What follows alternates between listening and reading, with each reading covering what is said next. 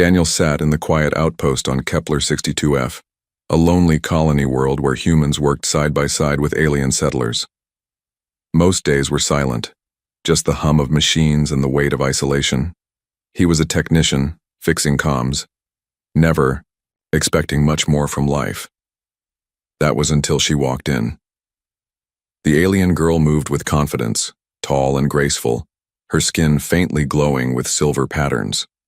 She looked almost human, but her eyes were larger, shining like liquid stars. Without hesitation, she let her strange, silk-like garments fall away, an alien custom, not shameful, but a sign of openness and truth.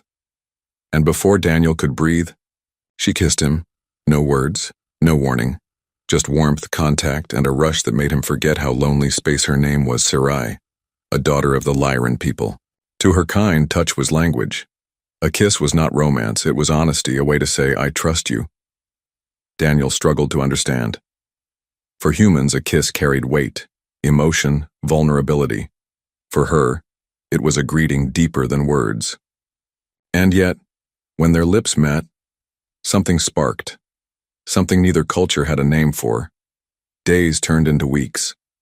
She visited often, sometimes just to sit quietly, sometimes to watch him work.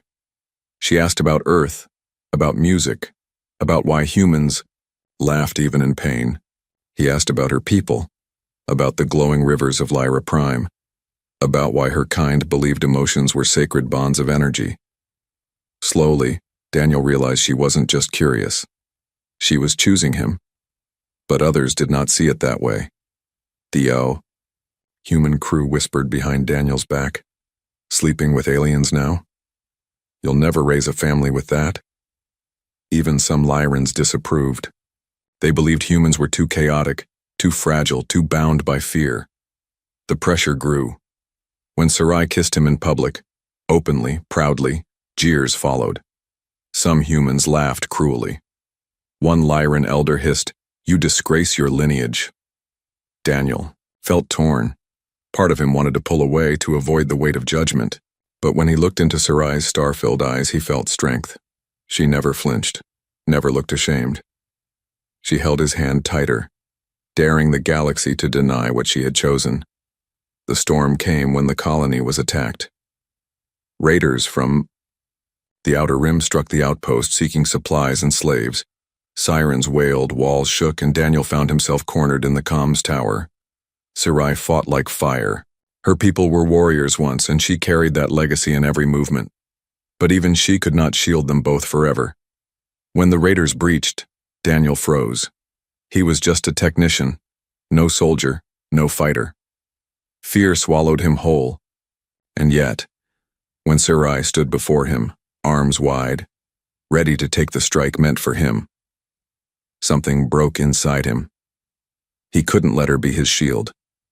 Daniel grabbed a pipe, crude and desperate, and stood at her side. He shouted, not in Lyran tongue, not in words of diplomacy, but in the raw anger of a human who refused to let love die.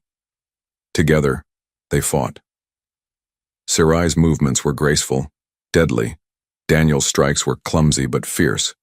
The raiders expected weakness, but what they found was defiance.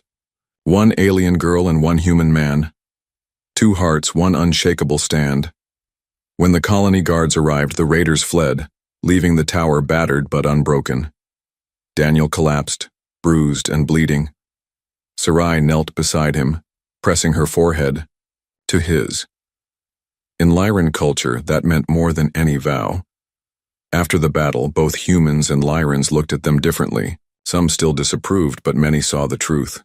Humanity's strength wasn't in weapons or ships. It was in heart, in stubbornness, in the fire to stand when others would fall. Sarai's people began to whisper a new word, Karesh Tal. It meant bond beyond blood. A connection no law or custom could break. Daniel held her hand in the aftermath, and for the first time, he wasn't afraid of the stairs. She had chosen him openly, boldly. Now, he chose her the same way. Weeks later, when peace returned, Daniel stood on the observation deck with Sarai. Stars stretched endless before them. Why me? he finally asked. His voice cracked with the weight of the question. She kissed him again, softly this time, and whispered, "Because you did not look at me as alien. You looked at me as yours, and I looked at you as mine." In that moment, Daniel understood. The galaxy was vast. Cultures clashed, wars raged, but love in any form was the most human thing of all. And in Sarai's arms, he wasn't just a technician on a lonely outpost. He was proof that humanity's greatest power was not technology, not weapons, but the courage to love across every boundary. The alien girl had walked in boldly, stripped away fear, and kissed him without hesitation. And because of that, humanity's story had just grown stronger.